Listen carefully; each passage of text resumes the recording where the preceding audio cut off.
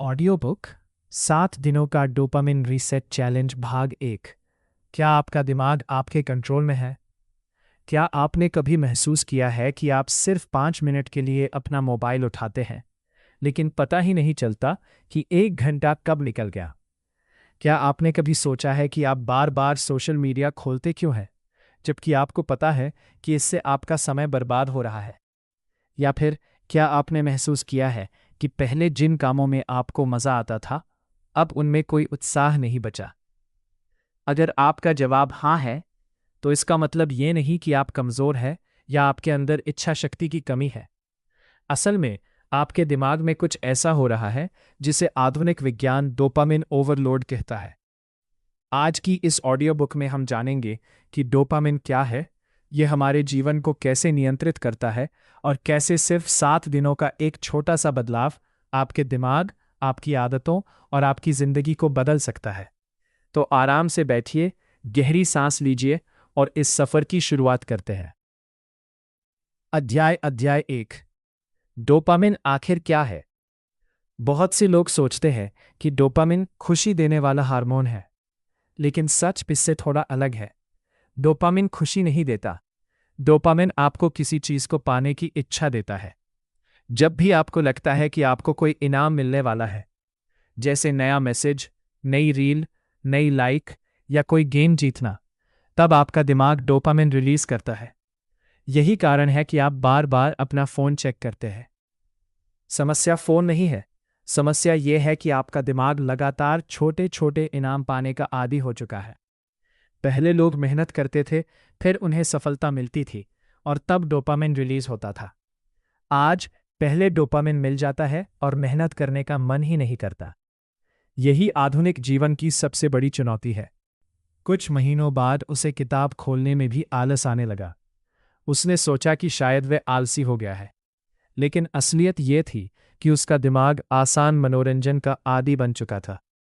जब उसने सिर्फ 1 सप्ताह तक सोशल मीडिया कम किया, तो उसे फिर से पढ़ाई में मजा आने लगा। उसकी याददाश्त बेहतर हुई, नींद सुधरी और सबसे बड़ी बात, उसे बिना किसी मजबूरी के काम करने का मन होने लगा। यही है डोपामिन रीसेट की ताकत। अध्याय 3।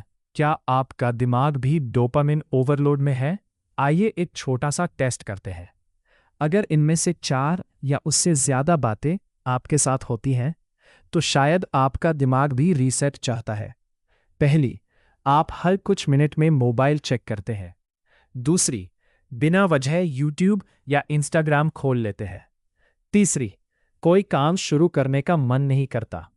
चौथी, छोटी छोटी चीजों में पहले जैसा आनंद नहीं मिलता। पांचवी, ध्यान सिर्फ कुछ मिनट तक ही टिकता है। छठी, रात को देर तक स्क्रीन देखते रहते हैं। सातवीं, सुबह उठते ही सबसे पहले मोबाइल देखते हैं। अगर आपने इनमें से कई बातों पर हाँ कहा है, तो चिंता मत कीजिए, आप अकेले नहीं हैं। दुनिया भर में करोड़ों लोग इसी समस्या से गुजर रहे हैं। लेकिन अच्छी खबर यह है, हमारा दिमाग बदल सकता है। इसे वैज्ञानिक भाषा में न्यूरोप्लास्टिसिटी कहा जाता है। मतलब जैसे दिमाग गलत आदतें सीख सकता है, वैसे ही सही आदतें भी सीख सकता है। और यही इस 7 दिन की यात्रा का उद्देश्य है। आज का छोटा अभ्यास। आज का छोटा अभ्यास। आज कोई बड़ा बदलाव मत कीजिए, सिर्फ एक काम कीजिए। एक कागज लीजिए और लिखिए, मैं दिन में कितनी बार अपना फोन उठाता हूं, किस ऐप पर सबसे ज्यादा समय बिताता हूं और कौन सी चीज मुझे सबसे ज्यादा विचलित करती है। याद रखिए, बदलाव की शुरुआत जागरूकता से होती है। जब तक हमें अपनी आदतों का पता नहीं होगा, हम उन्हें बदल नहीं पाएंगे। अध्याय 1। आज का छोटा अभ्यास। आज आपने जाना कि डोपामिन क्या है, कैसे ये हमारे फैसलों को प्रभावित करता है और क्यों आज की डिजिटल दुनिया हमारे दिमाग को लगातार छोटे छोटे इनामों का आदी बना रही है। अगले भाग में हम जानेंगे कि सोशल मीडिया, शॉर्ट वीडियो और मोबाइल ऐप्स आपके दिमाग को कैसे अपनी तरफ खींचते हैं, और हम 7 दिनों का डोपामिन रीसेट प्लान शुरू करेंगे। तो तैयार रहिए, क्योंकि अगले अध्याय से आपकी नई शुरुआत होने वाली है। ऑडियो बुक 7 दिनों का डोपामिन रीसेट चैलेंज भाग 2। सोशल मीडिया आपके दिमाग को कैसे नियंत्रित करता है। लगभग 8-10 मिनट की नरेशन। अध्याय 3। आपका फोन आपका दुश्मन नहीं है। पिछले भाग में हमने समझा कि डोपामिन क्या है और ये हमारे व्यवहार को कैसे प्रभावित करता है। लेकिन अब सबसे बड़ा सवाल यह है, अगर हमें पता है कि बार बार फोन इस्तेमाल करना हमारे लिए अच्छा नहीं है, तो फिर हम इसे छोड़ क्यों नहीं पाते? क्या हमारी इच्छा शक्ति कमजोर है? क्या हम आलसी हैं? या फिर इसके पीछे कोई और कारण है? सच्चाई यह है कि आपका स्मार्टफोन आपका दुश्मन नहीं है। समस्या उस तरीके में है जिस तरह कई डिजिटल प्लेटफॉर्म आपका ध्यान बनाए रखने के लिए डिजाइन किए गए हैं। हर बार जब आप स्क्रीन नीचे खिसकाते हैं, आपको पता नहीं होता कि अगली पोस्ट क्या होगी। शायद कोई मज़ेदार वीडियो, शायद कोई प्रेरणादायक कहानी, या शायद कुछ ऐसा जो आपको हंसा दे। यही अनिश्चितता आपके दिमाग को बार बार स्क्रीन की ओर खींचती है। बिल्कुल उसी तरह जैसे कोई व्यक्ति बार बार लॉटरी टिकट खरीदता है क्योंकि उसे नहीं पता कि अगली बार इनाम मिलेगा या नहीं। हमारा दिमाग अनिश्चित इनामों को बहुत पसंद करता है। इसी कारण बस एक और वीडियो देखते देखते कई घंटे बीत जाते हैं। आपका छोटी कहानी। आरव और विवान दो दोस्त हैं। आरव और विवान दोनों सुबह 6 बजे उठते हैं। आरव उठते ही मोबाइल खोलता है। समाचार, रील्स, मैसेज, वीडियो। 1 घंटा बीत जाता है।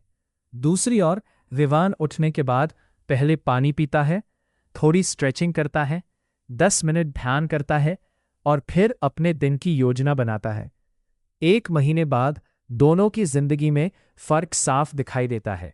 आरव हमेशा थका हुआ महसूस करता है, उसका ध्यान जल्दी भटक जाता है, जबकि विवान अधिक शांत, ऊर्जावान और केंद्रित महसूस करता है। फर्क सिर्फ सुबह के पहले 1 घंटे का था। अध्याय 3। सुबह का पहला घंटा, आपके दिन का पहला घंटा, आपके पूरे दिन की दिशा तय कर सकता है। अगर सुबह उठते ही आपका दिमाग सैकड़ों तस्वीरें, वीडियो और नोटिफिकेशन देखने लगता है, तो वो उसी तेज रफ्तार की अपेक्षा पूर्ण दिन करता है। लेकिन यदि सुबह का पहला घंटा शांत हो, तो आपका दिमाग भी अधिक स्थिर रहता है। इसलिए डोपामिन रीसेट का पहला नियम है, सुबह उठने के बाद कम से कम 30 मिनट तक सोशल मीडिया से दूरी रखें। ये सुनने में आसान लगता है, लेकिन शुरुआत में यही सबसे कठिन हिस्सा होगा। अध्याय 4। 7 दिनों की तैयारी। अब हम इस यात्रा की शुरुआत करने वाले हैं, लेकिन किसी भी चुनौती में उतरने से पहले तैयारी करना जरूरी होता है। पहला कदम, अपने फोन की होम स्क्रीन से उन ऐप्स को हटाइए जिन पर आप सबसे ज्यादा समय बिताते हैं। ऐप्स को डिलीट करना जरूरी नहीं है, बस उन्हें ऐसी जगह रख दीजिए जहां वे तुरंत दिखाई ना दे। इस छोटे से बदलाव से आपका फोन खोलने का पैटर्न बदलने लगेगा। दूसरा कदम, नोटिफिकेशन बंद कर दीजिए। हर आवाज, हर वाइब्रेशन आपके दिमाग को बीच में रोक देती है। तीसरा कदम, अपने घर में एक ऐसी जगह तय कीजिए जहां फोन लेकर नहीं जाएंगे, जैसे डाइनिंग टेबल या बेडरूम।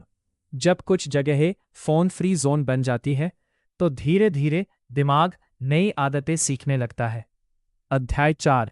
एक महत्वपूर्ण बात, डोपामिन रीसेट का मतलब ये नहीं कि आप तकनीक से नफरत करने लगे। फोन हमारा दुश्मन नहीं है। समस्या तब होती है जब फोन हमारा मालिक बन जाता है। इस चुनौती का उद्देश्य तकनीक छोड़ना नहीं, बल्कि तकनीक पर अपना नियंत्रण वापस पाना है। अध्याय 4। जागरूकता। पहले दिन आपको कुछ भी बदलने की जरूरत नहीं है, बस अपने व्यवहार को देखिए। हर बार जब आप फोन उठाएं, अपने आप से एक सवाल पूछिए, मैंने फोन किस उद्देश्य से उठाया था? अगर उत्तर था किसी जरूरी कॉल के लिए, तो ठीक है। लेकिन अगर 5 मिनट बाद आपको याद ही नहीं कि फोन क्यों उठाया था, तो समझ जाइए कि आदत आपको चला रही है। आज पूरे दिन केवल अवलोकन कीजिए, कोई निर्णय नहीं, कोई अपराध बोध नहीं, सिर्फ जागरूकता। डे 2। सुबह का नियंत्रण। आज एक नया नियम जोड़िए। सुबह उठने के बाद पहले 30 मिनट तक फोन नहीं। इस समय का उपयोग किसी और काम में कीजिए। पानी पीजिए, हल्की स्ट्रेचिंग कीजिए, किताब के 2 पन्ने पढ़िए, या बस शांत बैठकर अपने दिन के बारे में सोचिए। शुरुआत में बेचैनी होगी, आपको बार बार लगेगा कि शायद कोई ज़रूरी मैसेज आया होगा। लेकिन याद रखिए, दिमाग सिर्फ अपनी पुरानी आदत दोहरा रहा है। कुछ दिनों बाद यही बेचैनी कम होने लगेगी। डे 3, छोटी जीत। आज का लक्ष्य बहुत सरल है। अपने फोन का कुल स्क्रीन टाइम कम से कम 20% कम करना। अगर आपका स्क्रीन टाइम 5 घंटे है तो उसे 4 घंटे तक लाने की कोशिश कीजिए। अगर 4 घंटे है तो उसे 3 घंटे 20 मिनट तक ले आइए। छोटे छोटे बदलाव बड़े परिणाम लाते हैं। कई लोग शुरुआत में ही सब कुछ छोड़ने की कोशिश करते हैं, लेकिन हमारा दिमाग अचानक हुए बदलावों का विरोध करता है। इसलिए धीरे धीरे आगे बढ़िए। यही तरीका लंबे समय तक टिकता है। आज का अभ्यास। आज रात सोने से पहले एक डायरी में 3 बातें लिखिए। पहली, आज मैंने फ़ोन सबसे ज़्यादा कब इस्तेमाल किया। दूसरी, क्या वो वास्तव में ज़रूरी था। तीसरी, उस समय मैं कैसा महसूस कर रहा था। धीरे धीरे आपको समझ आने लगेगा कि कई बार हम बोरियत, तनाव या अकेलेपन से बचने के लिए फ़ोन उठाते हैं। जब कारण समझ आ जाता है तो समाधान भी आसान हो जाता है। भाग 2 का समापन। अब तक आपने अपने दिमाग को समझना शुरू कर दिया है। आपने जाना कि सोशल मीडिया केवल एक ऐप नहीं, बल्कि एक आदत बन सकती है, और आदतों को बदला जा सकता है। अगले भाग में हम डे 4 से डे 7 की यात्रा करेंगे। यही वो समय होगा जब आपका दिमाग पुराने पैटर्न छोड़ना शुरू करेगा। ध्यान पहले से बेहतर होगा, और आप महसूस करेंगे कि असली खुशी स्क्रीन के बाहर भी मौजूद है। अध्याय 5, डे 4। असली परीक्षा शुरू होती है। अगर आप यहां तक पहुंच चुके हैं तो सबसे पहले खुद को बधाई दीजिए। 4 दिन पहले शायद आपको लगता था कि बिना बार बार फोन देखे रहना लगभग असंभव है, लेकिन आज आपने खुद को साबित कर दिया है कि बदलाव संभव है। हालांकि आज का दिन सबसे चुनौतीपूर्ण हो सकता है। क्यों? क्योंकि आपका दिमाग पुराने पैटर्न को वापस लाने की कोशिश करेगा। आपको बार बार ऐसा महसूस होगा कि कुछ मिस हो रहा है। अचानक फोन देखने की इच्छा हो भी। ऐसा लगेगा कि शायद कोई जरूरी नोटिफिकेशन आया होगा। इसे ही कई विशेषज्ञ आदत का खिंचाव कहते हैं। यह पूरी तरह सामान्य है। याद रखिए, इच्छा हमेशा सच नहीं होती। सिर्फ इसलिए कि आपका मन कुछ करना चाहता है, इसका मतलब ये नहीं कि आपको वही करना चाहिए। आज जब भी फोन देखने की इच्छा हो, रुकिए, 3 गहरी सांस लीजिए और अपने आप से पूछिए, क्या मुझे सच में अभी फोन की जरूरत है, या यह सिर्फ एक आदत है? अधिकतर मामलों में उत्तर आपको खुद मिल जाएगा। अपनी ध्यान वापस लाने की एक सरल तकनीक। जब भी आपका ध्यान भटके, अपनी आंखें बंद कीजिए, गहरी सांस लीजिए, धीरे धीरे छोड़िए। यह 5 बार कीजिए। सिर्फ 1 मिनट का यह अभ्यास आपके दिमाग को शांत कर सकता है। हम अक्सर सोचते हैं कि ध्यान बढ़ाने के लिए घंटों मेडिटेशन करना पड़ेगा, लेकिन कई बार 1 मिनट की जागरूक सांस भी पर्याप्त होती है। अध्याय 6, डे 5। अपने दिमाग को नया ईंधन दीजिए। अब जब आपने स्क्रीन टाइम कम करना शुरू कर दिया है, तो आपके पास थोड़ा अतिरिक्त समय होगा। सवाल है, उस समय का क्या करें? अगर आपने उस खाली समय को किसी अच्छी आदत से नहीं भरा, तो पुरानी आदत वापस आने की संभावना बढ़ जाती है। इसलिए आज का नियम है, स्क्रीन की जगह सीखना शुरू कीजिए। आप कोई किताब पढ़ सकते हैं, नई भाषा सीख सकते हैं, डायरी लिख सकते हैं, संगीत सुन सकते हैं, या अपने परिवार के साथ समय बिता सकते हैं। हमारा दिमाग खाली जगह पसंद नहीं करता। अगर हम उसे सही दिशा नहीं देंगे, तो वो खुद पुरानी दिशा में लौट जाएगा। क्या मैं पहले से अधिक शांत महसूस कर रहा हूं? क्या मेरा स्क्रीन टाइम कम हुआ है? क्या मैं बिना फोन के कुछ समय बिता सकता हूं? क्या मेरी नींद बेहतर हुई है? क्या मैं अपने समय का बेहतर उपयोग कर रहा हूं? अगर इनमें से 2 या 3 सवालों का जवाब भी हाँ है, तो समझिए कि आपने सही दिशा में कदम बढ़ा दिया है। आज का अभ्यास, एक कागज पर लिखिए, मैं अपना समय किन 3 चीजों में लगाना चाहता हूं। शायद नई स्किल सीखना, स्वास्थ्य सुधारना, परिवार के साथ समय बिताना या अपने सपनों पर काम करना। जब आपके पास स्पष्ट उद्देश्य होता है, तो बेवजह स्क्रीन देखने की इच्छा अपने आप कम होने लगती है। भाग 3 का समापन। 7 दिन पूरे हो चुके हैं। लेकिन ये अंत नहीं, बल्कि एक नई शुरुआत है। अगले और अंतिम भाग में हम जानेंगे कि इस नई आदत को अगले 30 दिनों तक कैसे बनाए रखें, कैसे दोबारा पुरानी आदतों में फंसने से बचें, और कैसे एक ऐसा जीवन बनाएं जहां आपका दिमाग आपका सेवक हो, मालिक नहीं। भाग 4, अंतिम, नई शुरुआत। 30 दिनों में अपने दिमाग को फिर से मजबूत बनाइए। अध्याय 9, 7 दिन खत्म हुए, अब क्या?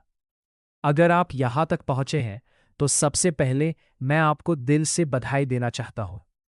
आपने सिर्फ 7 दिनों तक अपने फोन का इस्तेमाल कम नहीं किया, बल्कि आपने अपने दिमाग को यह सिखाना शुरू कर दिया है कि उसका मालिक कौन है। लेकिन यहां एक बात हमेशा याद रखिए, डोपामिन रीसेट कोई 7 दिनों का जादू नहीं है। ये एक नई जीवन शैली की शुरुआत है। कई लोग 1 सप्ताह तक अच्छी आदतें अपनाते हैं, लेकिन उसके बाद फिर पुराने तरीके पर लौट जाते हैं। ऐसा क्यों होता है? क्योंकि वे सिर्फ आदत छोड़ते हैं, उसकी जगह कोई नई आदत नहीं बनाते। प्रकृति खाली जगह पसंद नहीं करती है, और हमारा दिमाग भी नहीं। अगर आप मोबाइल पर कम समय बिताएंगे, लेकिन उस समय का कोई उद्देश्य नहीं होगा, तो कुछ दिनों बाद आपका हाथ फिर उसी स्क्रीन की तरफ बढ़ने लगेगा। इसलिए आज का सबसे बड़ा नियम है, जिस आदत को छोड़ रहे हैं, उसकी जगह एक बेहतर आदत अपनाइए। 30 दिनों का ब्रेन अपग्रेड प्लान। अब मैं आपको एक सरल लेकिन प्रभावी योजना बताने जा रहा हूं। इसे अगले 30 दिनों तक अपनाने की कोशिश कीजिए। पहला नियम, सुबह का पहला घंटा। सुबह उठने के बाद पहले 1 घंटे तक सोशल मीडिया नहीं। इस समय का उपयोग अपने लिए कीजिए। पानी पीजिए, हल्का व्यायाम कीजिए, 5 मिनट गहरी सांस लीजिए, या किसी अच्छी किताब के कुछ पन्ने पढ़िए। याद रखिए, आपका पहला घंटा तय करता है कि आपका पूरा दिन कैसा होगा। दूसरा नियम, एक समय में एक ही काम। आज की दुनिया में मल्टीटास्किंग को सफलता माना जाता है, लेकिन विज्ञान हमें बताता है कि बार बार काम बदलने से हमारा ध्यान कमजोर होता है। जब आप पढ़ रहे हो तो सिर्फ पढ़िए, जब फैमिली के साथ हो तो सिर्फ उनके साथ रहिए, जब खाना खाएं तो बिना मोबाइल के खाइए।